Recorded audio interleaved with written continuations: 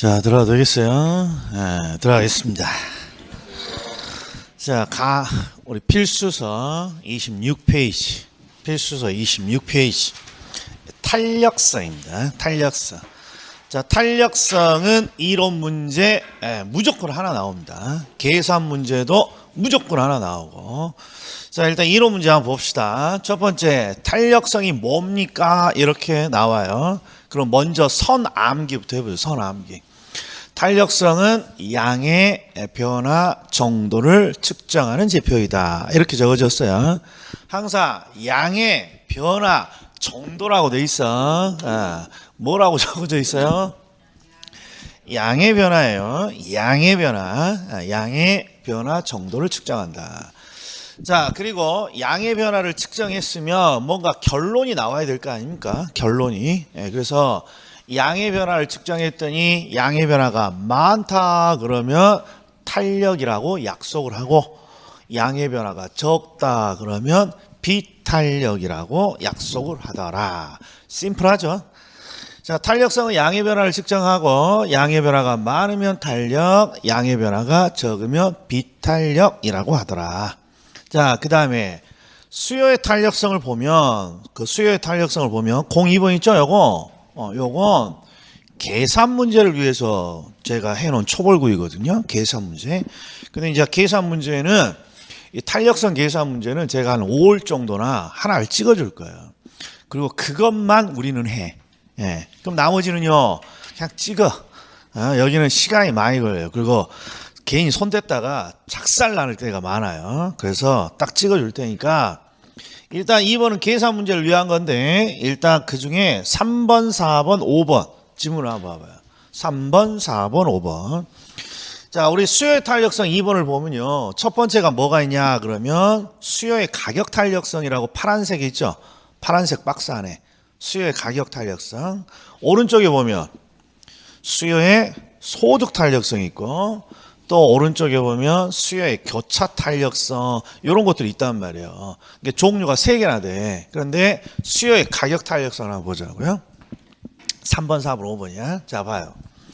요걸 딱 빼고, 요걸 딱 수치를 빼고, 요 퍼센트 수치를 빼고 읽어보면 익숙한 내용이에요. 자, 아파트의 가격이 상승하자. 아파트의 가격이 상승하자. 소비자들은 좋아한다, 싫어한다? 싫어하죠. 그러니까 소비자들은 소비량을 감소시킵니다. 이건 어디서 배웠습니까? 수요와 공급 이론에 있는 거죠. 자, 수요는 항상 소비자 행동을 뜻하고, 소비자 행동을 조사할 때는 가장 먼저 뭐부터 조사해? 가격부터 조사하죠. 그리고 가격부터 조사했더니 어떤 현상이 나와요? 가격이 오르면 소비자들은 싫어라 한다. 따라서 소비량을 감소시키더라. 이걸 우리는 무슨 법칙이라고 부릅니까? 무슨 법칙? 뭐피의 법칙이야? 해피의 법칙이야? 무슨 법칙이야? 수요의 법칙이잖아요. 수요의 법칙. 우리 시험에 매년 하나 나온다니까. 수요의 법칙, 수요의 법칙. 자, 그럼 이제 우리 수요와 공급 이론은요, 대부분 뭘 분석하냐 그러면 요걸 분석하는 거예요. 수요와 공급 이론은. 요걸 우리는 뭐라 그러냐? 방향이라고 불러요. 방향. 변화의 방향. 그래서 수요와 공급 이론은 대부분 소비자들을 대상으로 소비가 느는 방향이냐, 소비가 주는 방향이냐, 그 방향을 찾는 거예요. 그래서 시험 문제가 항상 어떤 게 나와요? 소비가 느니, 소비가 주니, 요걸 묻는 거예요. 공급이면 공급이 느니, 공급이 주니. 요걸 뭐라고 부른다? 방향이라고 부른다고. 방향. 그런데 이제 이런 걸 한번 생각해 봐요. 방향이야. 자, 소비자 갑이 있고, 소비자 을이 있고, 소비자 병이 있어요. 그런데 소비자 갑이든 을이든 병은 다 소비자예요. 소비자. 그럼 소비자들은 어떤 특징이니? 그러면 가격이 상승하면 어떤 소비자든지 소비량을 줄이는 행동은 똑같아요. 그래서 이걸 우리는 소비자 행동 법칙, 수요의 법칙이라 한단 말이에요. 그런데 뭐가 차이가 있냐 그러면 소비자에 따라서 요런 정도의 차이가 있어. 요런 정도에. 그러니까 소비량이 다 줄었어. 소비량이 다 줄었는데 소비자별로 어떤 차이가 있습니까? 그러면 소비를 줄이긴 줄였는데 그 줄인 정도가 조금씩 다르잖아요. 요걸 우리는 뭐라 그러냐? 요걸 변화의 정도라고 하는 거예요. 변화의 정도. 그리고 요 변화의 정도를 측정하는 걸 우리는 탄력성이라고 한다라는 거예요. 그러니까 소비량이 느니 주니 이 방향은 어디서 연구하고? 수요와 공급 이론, 소비자 공급자 행동 이론에서. 그리고 소비자들이 변화를 시켰는데 어느 정도 변화시켰느냐, 그러면 이걸 우리가 탄력성이라고 한다 이런 거예요. 그래서 이 탄력성이라는 이 변화의 정도가 실무에서는 더 중요해요. 실무에서는. 봐봐요. 오늘 지금 마이너스, 저 차 타고 올 때 온도가 마이너스 10도일 텐데, 영하 10도인데 추위를 참고 이게 학원에 왔어. 그러면 강의를 들을 거야, 그냥 자부를 거야? 날씨도 여기 학원 따뜻하니까 잘 거야? 이미 방향은 결정돼 있다니까. 영하 10도를 뚫고 학원에 왔어요. 그러면 강의를 듣는다. 이건 이미 결정이 돼 있단 말이에요. 그런데 뭐가 중요합니까? 강의를 얼마나 정성 들여서 들을 것이냐, 그 정도가 항상 문제가 되는 거예요. 그러니까 방향보다는 정도가 훨씬 실무에서 중요한 거예요. 또 봐요. 내가 공부를 하다 보니까 뭔가 매번 앉아 있잖아요. 그러니까 자꾸 몸무게가 늘어. 그래서 뭔가 다이어트를 좀 해야겠다. 그러면 밥을 먹는다야, 밥을 안 먹는다야? 안 먹는다라는 방향은 이미 결정돼 있다고. 그런데 밥을 안 먹는데 한 숟가락만 먹을 것이냐, 반 공기를 먹을 것이냐, 두 공기를 먹을 것이냐, 항상 뭐가 고민이야? 정도가 고민이라니까. 밥을 안 먹는 정도가. 그래서 이 탄력성은 변화의 정도를 측정하는 거예요. 변화의 정도. 방향이 아니라 정도. 자, 그럼 이제 변화의 정도가 뭔지는 알았어요. 그럼 이제 보자고요. 수요의 탄력성에는 가격 탄력성도 있고 소득 탄력성도 있고 교차 탄력성도 있고 이름이 좀 여러 가지예요. 근데 계산에서나 중요한 거지 우리 시험에서는 요거밖에 안 나와. 이론 문제는. 근데 이제 수요의 가격 탄력성이 뭡니까? 그러면 우리가 조금 전에 암기했죠. 탄력성은 뭘 측정한다? 양의 변화 정도를 측정하는 거니까 얘한테 동그라미 치면 안 되고 여기다가 동그라미 치는 거예요. 요걸 측정하는 거예요. 그리고 양의 변화야, 가격의 변화야? 그렇죠. 양의 변화가 얼마나 나타나고 있습니까? 양의 변화를 측정하는 거예요. 양의 변화. 그런데 여기는 수요의 탄력성이니까 소비량의 변화란 말이에요. 근데 소비량이 변하려면 이유가 있어야 돼, 이유가 없어야 돼? 뭔가 소비량이 바뀌려면 뭔가 원인이 있어야 된단 말이에요. 그 원인이 요놈이야. 가격 탄력성은. 아니나 봤더니 가격이라는 원인이 가격이 상승했습니다. 뭔가 원인이 발생했어요. 그랬더니 소비량이 변화가 됐습니다.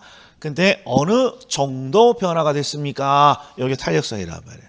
그래서 수요의 가격 탄력성은 이게 항상 뭐라고? 원인이야. 원인. 가격이 바뀌었을 때 뭐의 변화야? 탄력성이니까. 양의 변화가 어떻게 됩니까? 이게 가격 탄력성이에요. 가격 탄력성. 그럼 오른쪽에 수요의 소득 탄력성 있죠? 소득 탄력성은 뭐가 원인이야? 소득이 바뀌었을 때 양의 변화가 어떻게 됩니까? 이게 소득 탄력성이고. 그럼 교차 탄력성은 뭘 것 같아요? 교차가 바뀌었을 때 양의 변화인데 교차? 이게 바로 대체관계, 보완관계에 있는 재화의 가격의 변화예요. 그러니까 일단 구조만 일단 초벌구 했어. 초벌구이. 그럼 이제 다시 한번 봐봐요. 익숙해. 한 번만 딱 보면. 자, 탄력성이 뭡니까? 그러면 양의 변화가 어떻게 이루어집니까? 양의 변화 정도야. 근데 대부분 우리 경제학에서는 %로 측정해요. 양의 변화 정도.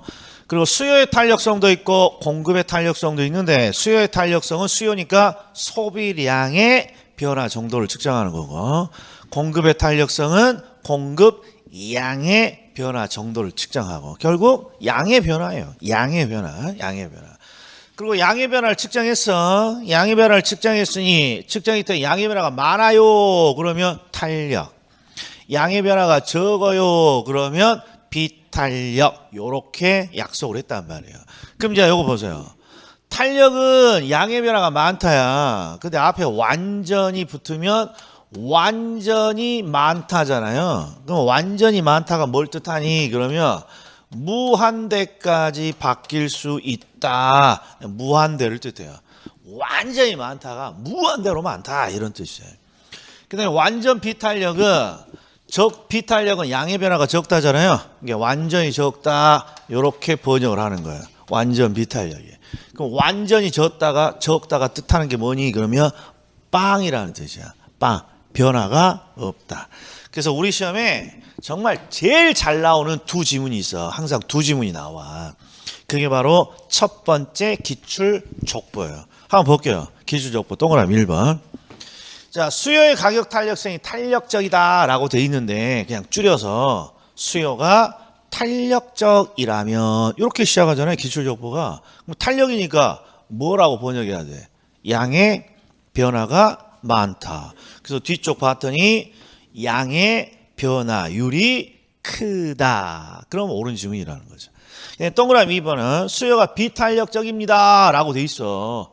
그러면 뒤에 뭐라고 돼 있어야 돼? 양의 변화가 적다. 즉 소비량의 변화가 작다. 이렇게 돼 있는 거죠. 동그라미 3번 수요의 탄력성이 완전 탄력적이다. 완전 탄력이다. 그럼 완전히 많다. 완전히 많다가 뜻하는 게 무한대까지 변할 수 있다.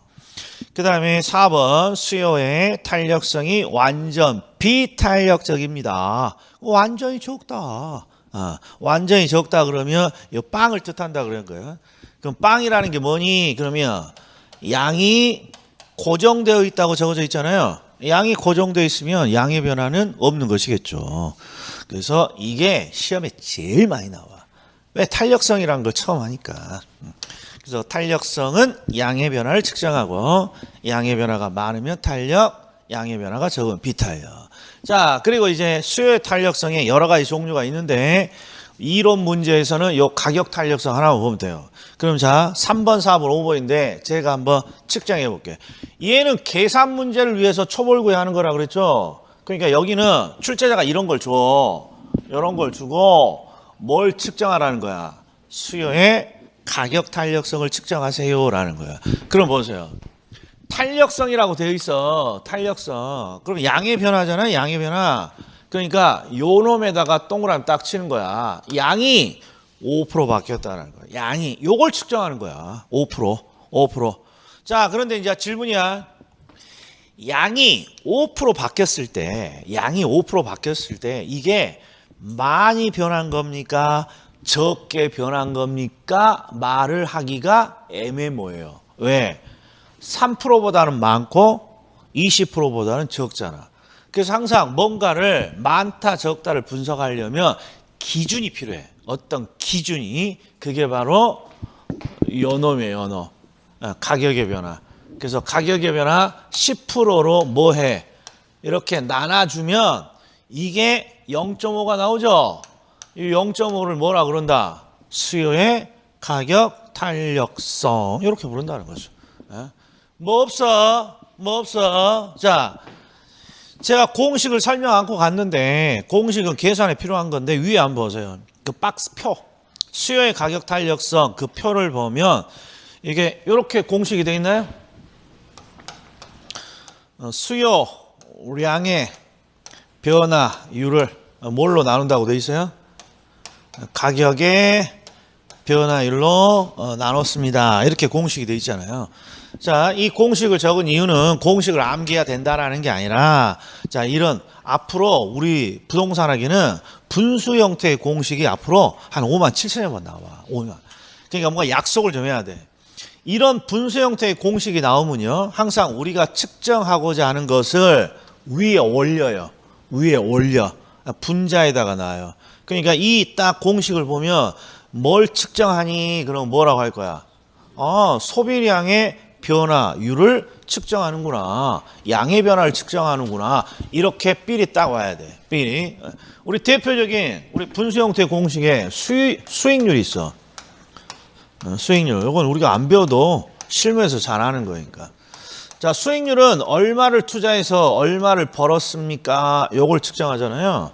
예를 들어서 내가 100억을 투자해서 10억을 벌었습니다. 그러면 이게 10%죠. 이게 수익률이란 말이에요. 그럼 질문이야.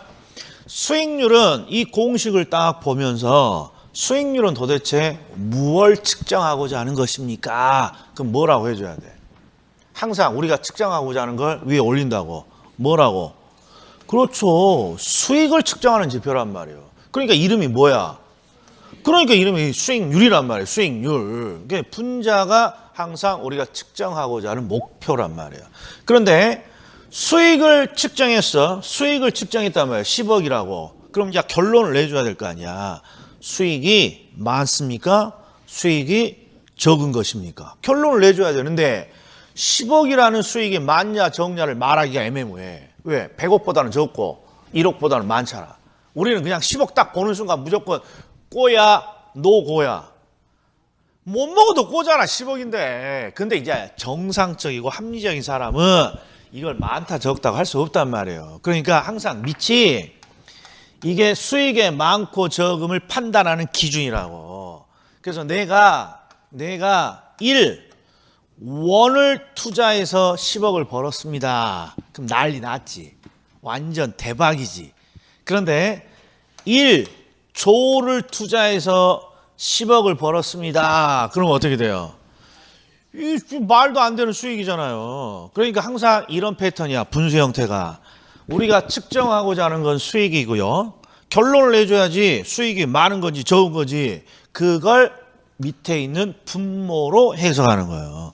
그럼 이것도 봐요. 이것도 5%를 측정했어. 왜? 탄력성은 양의 변화를 측정하니까 5%를 딱 측정했단 말이야.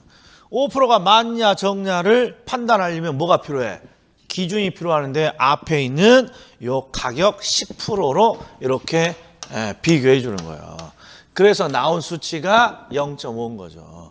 근데 이 0.5가 뜻하는 게 뭐니? 그러면 밑에 1이 생략돼 있잖아. 그러니까 요 1을 기준으로 많냐 적냐를 판단하는 거야. 1보다는 적잖아요. 그러니까 요게 적게 바뀐 거야. 정확히는 0.5니까 절반밖에 안 바뀌었다는 거야. 절반밖에. 그러면 탄력이겠어? 비탄력이겠어? 이게 비탄력이란 말이야. 이게. 근데 이제 이번에 이거 봐요. 탄력성을 측정하세요. 그러면 양의 변화를 측정했어. 20%. 20% 많고 적음을 앞에 있는 10%로 이렇게 비교했어. 그랬더니 얼마가 나와요? 2가 나오죠? 그럼 이게 2배가 바뀌었다는 거야. 2배가. 항상 밑에 1이 생략되어 있는 거니까. 1을 기준으로 2배. 그럼 많이 바뀌었다, 적게 바뀌었다. 많이 바뀐 거죠. 그래서 이놈을 우리는 탄력이라고 부르고 위에 있는 걸 비탄력이라고 부른다 이런 거예요. 그럼 이번에는 가운데 봐요.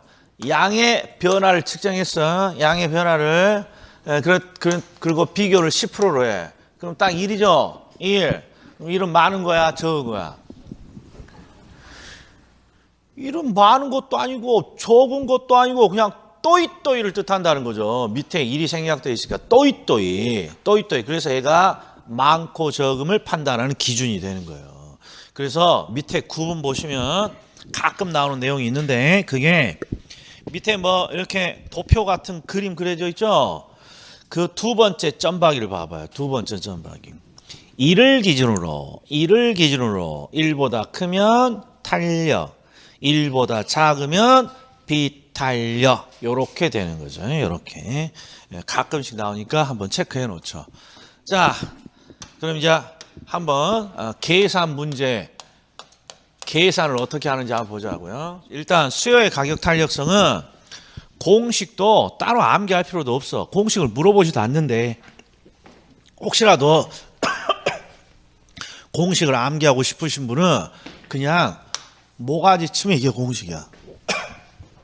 수요량의 변화를 뭘로 나눠? 가격의 변화로 나눠요. 그냥 모가지 치면 그냥 공식이야. 공식을 별도로 암기할 필요도 없어. 자, 아무튼 수요의 가격 탄력성을 측정하세요. 그러면 항상 양의 변화를 측정하는 거야. 그리고 앞에 있는 뭘로 나눠줘? 10%로 나눠줍니다. 이게 공식인데, 자, 정확히는 정확히 어떻게 하는지는 한번 보세요. 5%가 늘 수도 있고 5%가 감소할 수도 있잖아. 그러니까 증가 5%가 늘었냐 줄었냐를 구분해 줘야 될 거 아니에요. 그래서 정확히 측정하려면 여기다 부호를 적어요. 감소니까 마이너스 5%라고 적어요. 마이너스 5%. 그리고 여기는 상승이잖아요. 상승. 그러니까 플러스야. 그래서 플러스 10% 이게 정확한 측정이에요. 그럼 어떻게 됩니까? 마이너스 0.5. 요걸 우리는 수요의 가격 탄력성 이렇게 부른다고요. 또 해보죠. 자, 소비량이 20% 감소했습니다. 그러니까 마이너스 20%야. 그리고 가격이 상승했으니까 플러스 10%고, 그러면 정확히는 마이너스 2 이렇게 돼요. 여기는 10% 감소니까 마이너스 10, 그리고 플러스 10이니까 마이너스 1이죠. 요놈이 수요의 가격 탄력성이야. 그런데 이게 정확한 건데, 자, 다시 한번 그 표의 공식을 한번 봐봐요. 공식. 수요의 가격 탄력성은요, 수요량의 변화율을 측정해서 가격의 변화율을 10%로 뭔가 많고 적음을 판단하는데, 여기에 뭐가 씌워져 있어? 이게 절대값이죠. 정말 오랜만에 들어보죠. 절대값이란 걸 이렇게 씌워져 있단 말이에요. 절대값이 씌워져 있다는 건 뭘 뜻하니? 그러면 플러스 1이나 마이너스 1이나 구분을 하지 않겠다는 거야. 가격 탄력성은. 이 약속이야, 약속. 그러니까 절대값을 이렇게 씌우면 그냥 플러스 1이나 마이너스 1이나 다 이렇게 양수값으로 표시가 되는 거예요. 그러면 어떤 일이 벌어집니까? 더 쉬워지는 거지. 원래는 뭘 따져줘야 되는데, 감소면 마이너스, 증가면 플러스 이런 걸 해줘야 되는데, 야, 이런 거 해줄 필요도 없네. 그냥 어떻게 5% 동그라미 치고 10으로 나눠서 0.5 표시만 해주면 된다고. 자, 10% 측정한 다음에 10으로 나눠서 1, 20% 측정한 다음에 10으로 나눠서 2, 이렇게만 해주면 된다는 거예요. 그래서 좋은 말 할 때 수요의 가격 탄력성은 계산을 해야 된다고, 요놈도 버리자고. 요놈은 해야 된다고. 그래서 지금 초벌구에 하는 거란 말이에요. 수요의 가격 탄력성은 부호를 무시해. 왜? 약속이 절대값을 씌웠어요. 왜 절대값을 씌우니? 그러면 이런 그냥 그것도 약속이야. 무슨 뜻이냐? 가격이 올라. 자, 가격이 올라. 그럼 소비는 어떻게 돼? 줄어. 반대죠, 반대. 그리고 가격이 떨어져. 그러면 소비는 올라. 그러니까 이론적으로 탄력성을 측정하면 항상 마이너스가 나와. 항상. 왜? 가격과 소비량은 반비례 관계가 있기 때문에. 그러니까 맨날 마이너스 나오는데 볼펜값 아깝게 맨날 마이너스 칠 필요 뭐 있니? 야, 그냥 다 양수로 해. 그 해석할 때야 뭐 다 반대로 하겠지. 이게 약속을 한 이유예요. 그래서 이렇게 계산을 해주면 돼요. 자, 계산하는 건 어렵지 않죠? 어렵지 않아? 자, 이게 1번 유형이야. 계산이 1번 유형. 근데 봐봐. 자, 이렇게 물어볼 때도 있어. 못 맞추기만 해봐. 자, 출제자가 이렇게 줘요. 수요의 가격 탄력성이 2다. 이렇게 줘요. 전제를. 그리고 아파트 가격이 10% 바뀌었을 때 아파트 소비량이 박스를 주고 얼마 감소했냐 이렇게 물어봐. 이렇게 물어보면 똑같은 문제야? 완전히 다른 문제야. 근데 왜 항상 이 문제만 나오면 다 틀려갖고 와? 똑같은 문제인데 이거 나오면 정답률이 확 떨어져. 확 떨어져. 그러니까 해석을 할 수 있어야 된다고. 탄력성은 뭐의 변화를 측정해? 양의 변화를 측정한다면 양의 변화. 이게 이가 양의 변화를 뜻해. 그러니까 탄력성이 2다 그러면 양의 변화가 몇 배란 뜻이야? 2배란 뜻이야. 양의 변화가. 그러니까 양의 변화가 2배야. 2배. 근데 뭐의 2배냐? 찾아봐. 이거밖에 더 있어, 수치가? 이거밖에 없잖아, 수치가. 그러니까 이거의 2배만 해주면 되는 거죠. 20%예요, 이렇게. 예? 그래서 3번, 4번, 5번만 좀 조심해줘요. 요 정도가 우리 탄력성의 이해야. 탄력성의. 그래서 탄력성은 항상 양의 변화를 측정하옵니다. 요거 하나만 기억해 주자는 거죠. 자, 그러면 오른쪽에 보면 뭐 소득 탄력성, 교차 탄력성, 뭐 공급의 탄력성 있죠? 이건 계산을 위한 거야. 일단 넘어가. 그러면 이제 28페이지를 보세요. 이제 요놈 있지. 탄력성 결정 요인. 요것도 지문 하나가 꼭 나와요. 탄력성 결정 요인. 자, 탄력성 결정 요인은 뭘 뜻하냐 그러면 소비자의 양의 변화를 측정해. 소비량의 변화. 이게 수요의 탄력성이죠. 그리고 어쩔 때는 양의 변화가 많고 어쩔 때는 양의 변화가 적은 비탄력 이렇게 나눠지잖아요. 이게 출제자가 물어보는 게 야, 양의 변화가 많은 탄력이냐 비탄력이냐를 무엇이 결정하냐 이런 거야. 무엇이. 그래서 제가 여기를 탄력적인 경우로 맞춰놨으니까 요 경우가 뭐가 많은 거야. 양의 변화가 많다. 많은 경우를 뜻한단 말이야. 그러면 두 가지를 꼭 기억해 줘. 밑에 있는 기역, 니은, 디귿은 잘 안 나와. 우리 시험에 거의 나오는 게 요거 대체제가 많을수록이랑 측정기간이 장길수. 이거 딱 요 점박이를 체크를 딱 해놔요. 그리고 첫 번째 탄력적이다 그러면 뭐가 많다는 거야. 양의 변화가 많다는 거라니까. 양의 변화가. 그러니까 대체제가 많습니다. 자주 나오는데 여기서 대체가 중요한 게 아니라 이게 중요해. 재화가 많다는 뜻이야. 재화가 많다는 뜻이야. 자, 재화가 많으면 소비량의 변화가 많아질 것 같아? 줄어들 것 같아? 재화가 많으면. 재화가 많으면 많을수록 양의 변화가 많겠죠. 요게 이렇게 되는 거예요. 당연한 소리죠. 그럼 또 봐. 측정이야, 측정. 측정. 자, 지금 탄력성은 뭘 측정합니까? 야, 탄력성은 뭘 측정하는 것입니까? 양의 변화를 측정하는 거죠.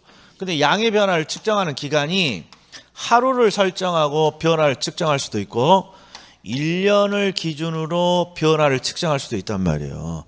그럼 자연스럽게 언제가 1년일 때, 즉 측정을 하는 기간이 길어지면 길어질수록 양의 변화는 많아질 거 아닙니까? 그래서 대체제가 많아질수록 양의 변화는 많다, 탄력. 기간이 길어질수록 양의 변화는 많다, 탄력. 이렇게 되는 거예요. 자, 그리고 연상을 어떻게 합니까? 그러면 대체제 대, 그 다음에 장계 장 이렇게 하면 뭐가 돼요? 뱃속에 들어가 있는 대장 이렇게 되는 거야. 대장. 우리 약수터에 가면 요새 약수터 있습니까? 수도권에 약수터가 있어요, 세상에? 금을 누가 먹는 사람이 어디 있어? 수도권에서. 자, 우리 약수터에 가서 우리 나무에다가 막 등 뜯으면서 뭐해? 대장 뭐라고 말해? 탄 이렇게 뜬다고. 대장 탄. 이게 연상 코드예요. 대체제가 많을수록 측정 기간이 장길수록 탄력 양의 변화는 많다. 그 다음에 공급이 보다 탄력적입니다. 그러면 이것도 역시 뭐가 많다는 거야? 양의 변화가 많은 경우죠. 양의 변화가. 그런데 이것도 똑같네. 측정 기간이 장기일수록 소비량이든 공급량이든 양의 변화는 많은 것이죠. 그래서 요거 하나만. 자, 생산에 유리한 상황입니다. 그러면 양의 변화가 많아진다, 적어진다? 많아지는 거죠. 그래서 요거 하나만 딱 기억하면 돼요. 생산에 유리한 상황일수록. 근데 연상 코드를 항상 두들겨. 대장 탄 하면 땡큐야, 노 땡큐야. 땡큐야 그게 바로 생유 이렇게 돼 있다고. 생산에 유리할수록 이렇게 생산에 유리할수록. 시험에 자주 나오는 거 몇 개만 보죠. 밑에 기출족보. 자, 양가로 1번 수요 탄력성 동그라미 1 대체제가 많을수록 이렇게 출제자가 준다고. 그러면 재화가 많다는 뜻이야. 대체를 굳이 해석하지 말고 재화가 많아. 그러면 소비량의 변화는 많아지는 거죠. 이게 탄력 이렇게 돼 있어요. 그다음 동그라미 5번 잘 나와. 측정기간, 관찰기간이 장기입니다. 기간이 길어질수록 양의 변화는 많다, 탄력적이다 이렇게. 그 다음에 밑에 양가로 2번 공급의 탄력성은 자 동그라미 3번을 체크해봐요. 동그라미 3번. 생산량을 늘릴 때 생산 요소 가격이 상승해요. 생산량을 늘릴 때 생산 요소 가격이 상승해요. 그럼 공급자 입장에서 좋은 일입니까? 나쁜 일입니까? 나쁜 일이죠. 그러니까 생산의 불리야. 생산의 불리. 그러니까 뒤쪽은 양의 변화가 적다가 나와야지. 그러니까 보다 더 비탄력적이다. 그 다음에 5번 측정기간이 장기입니다. 그러면 보다 탄력적이다. 자, 그래서 제가 체크한 것 정도만 기억을 하시면 됩니다. 이게 지금 한 30몇 년 동안 나온 것들 다 묶어놓은 거라 굉장히 뭔가 내용은 많아 보이지만 잘 나오는 건 대체제, 측정기간, 생산의 유불리 요거 정도야. 그 다음에 탄력성과 기울기. 작년에도 얘가 정답이었어요. 탄력성과 기울기. 이게 무슨 뜻이냐? 얘는 그림으로 보는 게 더 익숙해. 그림으로 보는 게 이런 거야. 여기 수요곡선이 있어. 수요곡선은 누구 행동을 조사하는 거야. 누구 행동? 소비자 행동. 그리고 수요의 탄력성도 누굴 조사하는 거야. 소비자 또는 공급자. 아무튼 똑같은 소비자를 대상으로 수요곡선도 도출하고 탄력성도 도출해요. 이게 수요곡선과 탄력성에 뭔가 연관성이 있어. 근데 그 연관성을 어떤 걸 물어봅니까? 그러면 요 그림을 물어보는 거야. 이렇게 가파를수록 가파른 수요곡선이 탄력입니까? 비탄력입니까? 이렇게 물어보는 거야. 근데 이제 서남기야. 우리가 비탄력 적으면 이렇게 적을 거 아니야. 그러니까 비탄력은 가팔라. 그러니까 암기는 이미 끝나버렸어. 왠지 그냥 비탄력이 가까워. 가파라. 그리고 탄력은 이렇게 적다. 뭔가 완만하잖아. 그러니까 이렇게 완만한 애일수록 탄력이고 가파를수록 뭐야? 비탄력이라고. 이게 서남기야. 뭐 느낌이 그러잖아요. 그런데 그냥 암기만 하지 말고 자 봐봐. 항상 우리가 이쪽이 수직의 가격이야. P 가격. 그리고 이쪽이 Q야. 수량. 우리가 그래프를 그릴 때 이쪽이 수량이란 말이에요. 그럼 이제 질문이야. 탄력성은 가격의 변화를 측정합니까? 양의 변화를 측정합니까? 양의 변화야. 요걸 측정하는 거 요거. 자, 이렇게 가파른 수요곡선은 양의 변화를 보면 여기가 0이죠. 여기서부터 여기까지 요게 양의 변화야. 수요곡선이. 그런데 얘 봐봐. 얘는 여기서부터 어디까지야? 여기까지 양의 변화잖아요. 그러니까 곡선이 늘어지면 늘어질수록 완만하면 완만할수록 뭐의 변화가 커? 양의 변화가 커요. 그냥 느낌이 딱 오죠. 우리가 그래프를 자주 분석 안 하지만. 자, 그래서 시험은 뭘 잘 내니? 요걸 잘 낸다고. 요걸. 자, 근데 요것도 간단해요. 완전히 이렇게 들어가 있어. 그러면 글자를 쓸 때 정자로 쓰는 거야. 완전 이렇게. 그리고 비탄력이니까 이렇게 비 적으면 무슨 선이야 이게? 수직선이야. 수직선. 그리고 완전 탄력은 정자로 완전 이러면 수평선이지. 그러니까 그냥 그림 그냥 적다 보면 그냥 나와. 완전 비탄력이면 수직선, 완전 탄력이면 수평선. 그런데 이거 한번 보죠. 완전 비탄력.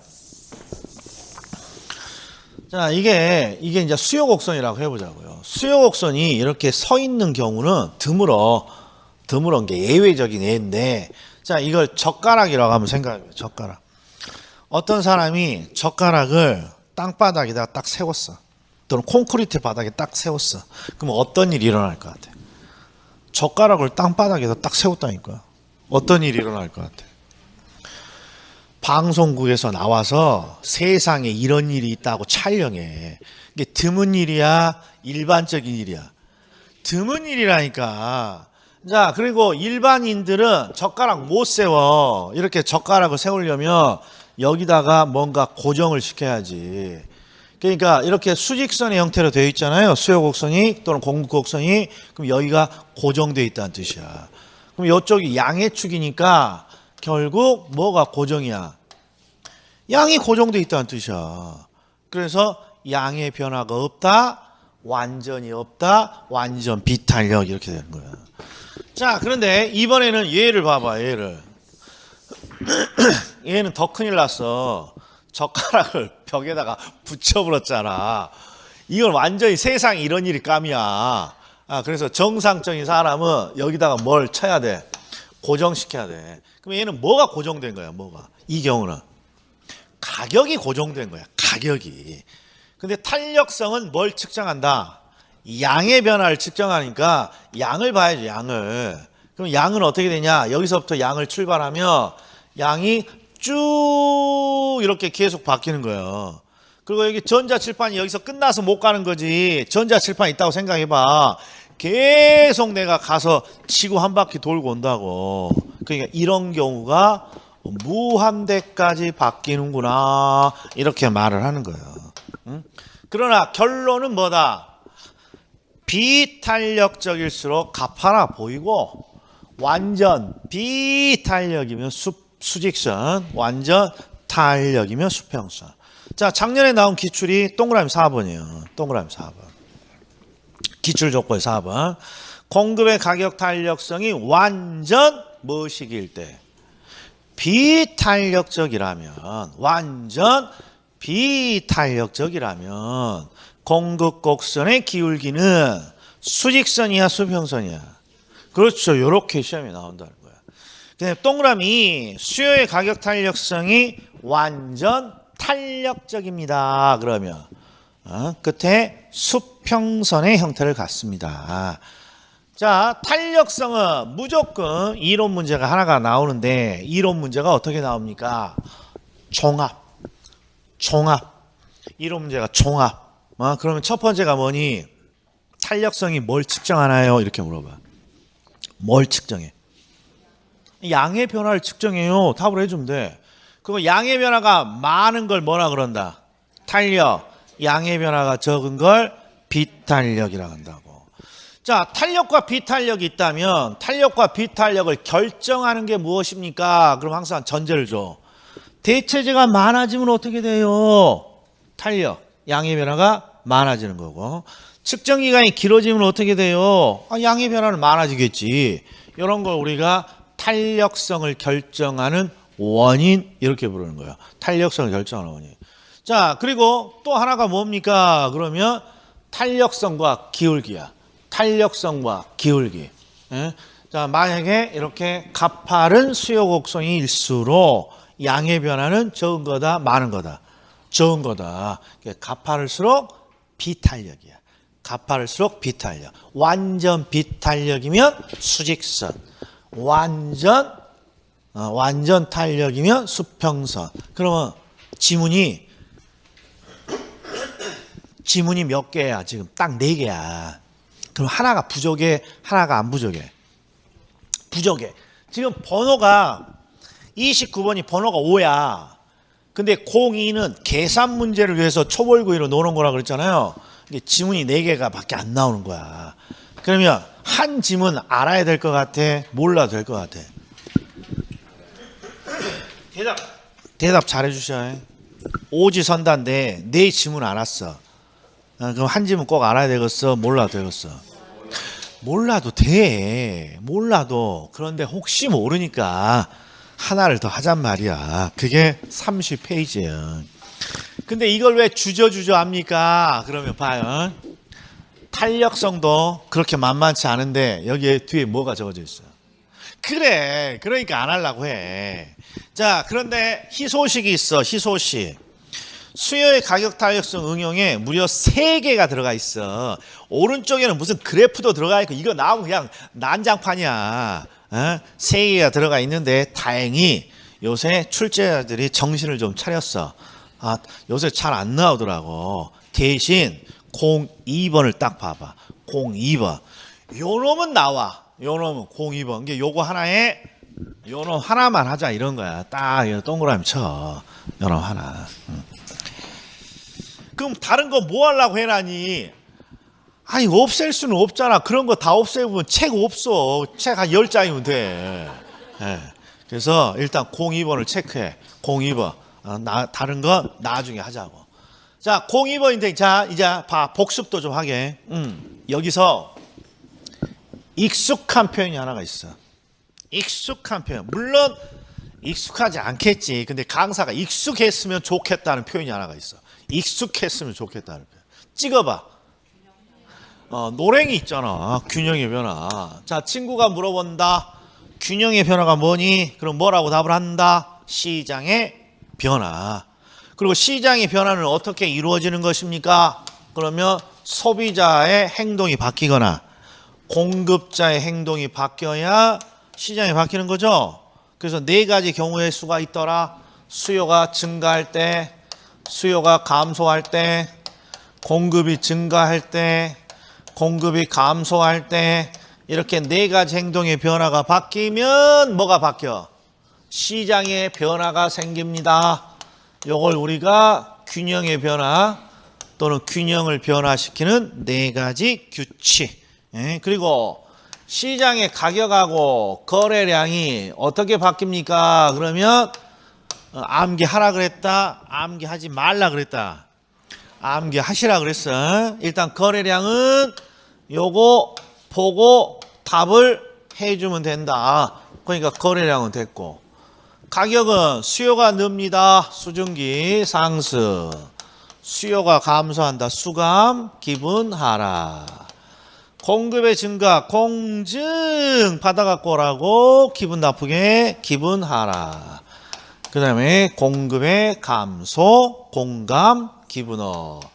그렇죠. 일단 요걸 암기를 해줘야 된다. 그러니까 요거 모르면 문제가 하나도 안 풀리는 거야. 우리 경제 이론은 이게. 자, 그럼 이제 질문이야. 질문.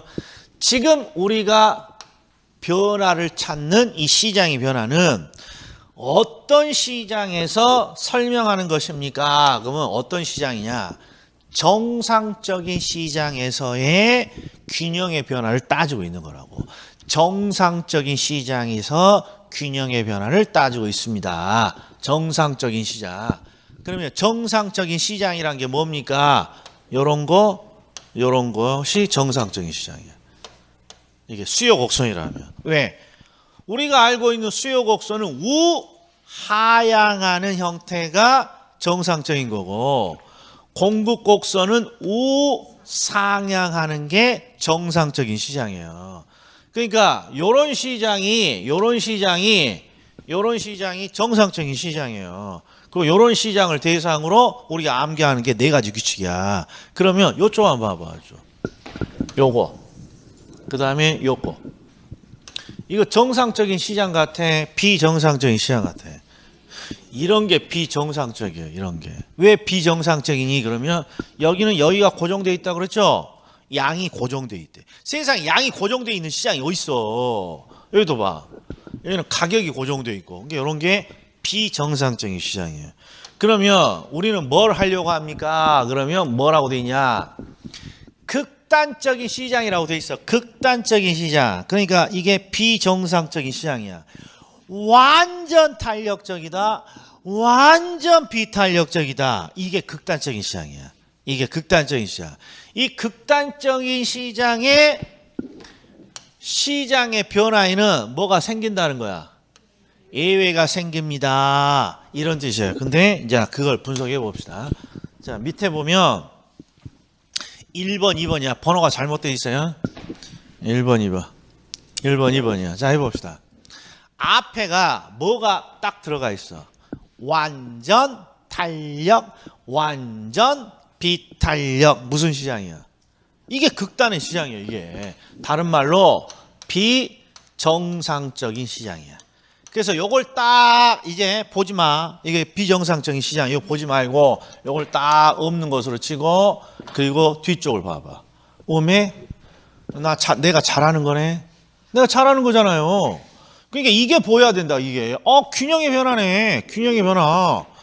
수요가 증가하면 가격은 상승하고 수요가 증가하니까 거래량 늘고 수요가 증가하면 가격은 상승 수요가 증가하니까 거래량 증가해요. 그래서 앞에를 안 보면 그냥 단순히 네 가지 규칙을 그냥 묻는 거란 말이에요. 그런데 앞에 갑자기 이런 걸 줘. 완전 탄력, 완전 비탄력. 그럼 우리가 탄력성을 번역할 때 이게 완전 똑똑, 완전 안 똑똑 이런 식으로 뭔가 해석을 하는데 중요한 건 완전 탄력, 완전 비탄력 이런 게 비정상적이라는 거야. 비정상적. 그러면 어떤 일이 벌어지냐? 시장이 비정상적이기 때문에 내가 암기하고 있는 균형의 변화가 안 들어맞는다라는 거야. 안 들어. 그럼 뭐에 예외가 생깁니까? 뭔가 반드시 예외가 생겨. 그걸 암기해 줘야 돼. 그걸 암기해 줘야 돼. 자, 선암기야. 선암기는 완전 탄력이라고 돼 있어. 그러면 두 글자. 두 글자야. 그러면 가격이겠어? 거래량 세 글자겠어. 그렇죠. 거래량이라고 한 것 같아. 가격이야. 가격 거래량. 즉 완전 탄력 나오면 두 글자니까 두 글자짜리 가격에 예외가 생겨. 근데 예외는 항상 정해져 있어. 뭐라고? 불변이라고. 요렇게만 적어주면 돼. 가격이 불변이다. 이게 완전 탄력으로 시작해서 균형의 변화를 묻잖아요. 그럼 완전 탄력이면 탄력 두 글자니까 무조건 가격이 불변이야.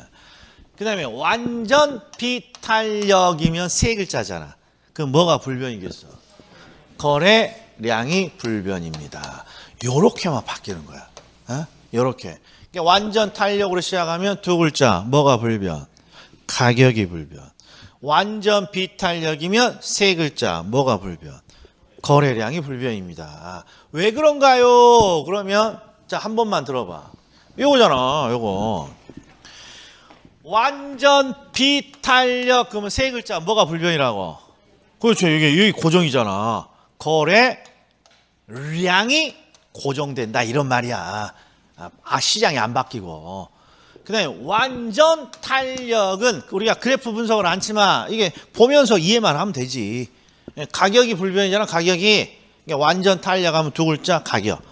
완전 비탄력이면 세 글자 거래량. 그래서 아주 잘 나와. 아주. 자, 그러면 정리하고 10분 쉽시다. 뭔지 모르지만 앞에 이걸 빼면 그냥 균형의 변화를 묻는 거야. 수요가 증가하면 가격은 오르고 거래량은 증가하고. 근데 앞에 비정상적인 게 붙었어. 그럼 완전 탄력 그러면 A가 생겨. 두 글자 어디에? 가격의 불변이라고 이렇게 A가 생기는 거야. 완전 비탄력이면 세 글자 거래량의 불변. 그래서 시험에는 요거 찾는 거야. 요거. 완전 탄력으로 시작해요. 그러면 탄력 두 글자 뭐가 불변인지를 확인해 봐. 가격의 불변인지를 찾고 완전 비탄력이면 뭐가 불변인지를 찾는다. 거래량이 불변인지를 찾습니다. 그러면 뭐가 끝납니까? 경제론이 딱 끝나. 경제론이. 그러면 10분 쉬었다가 뭐 할 거니? 경제 총정리하고 우리 다음 주제 넘어갈 거야. 자, 10분 쉬겠습니다.